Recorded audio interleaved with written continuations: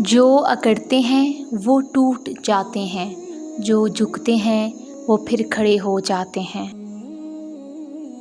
کبھی کبھار بھوک مر جانے پر بھی انسان زبردستی کھانے کی کوشش کرتا ہے، اپنی عزت نفس اور خودداری کے لیے۔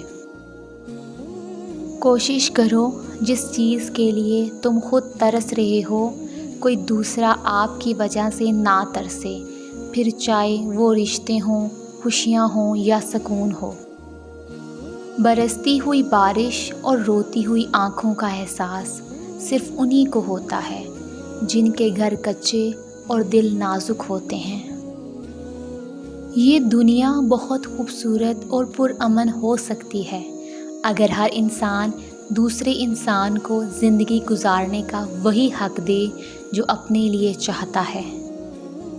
مدد کرنا سیکھیں فائدے کے بغیر، ملنا جلنا سیکھیں مطلب کے بغیر، عاجزی سے چلنا سیکھیں غرور کے بغیر، زندگی جینا سیکھیں دکھاوے کے بغیر۔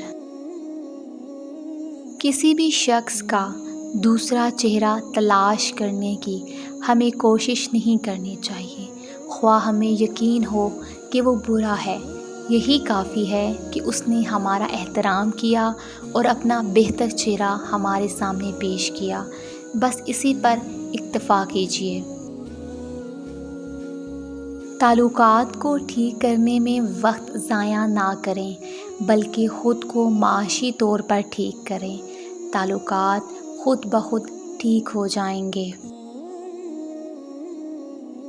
اور پھر اللہ حقیقت دکھا دیتا ہے ہر رشتے کی، ہر محبت کی، اور فرماتا ہے بتا کون ہے تیرا میرے سوا۔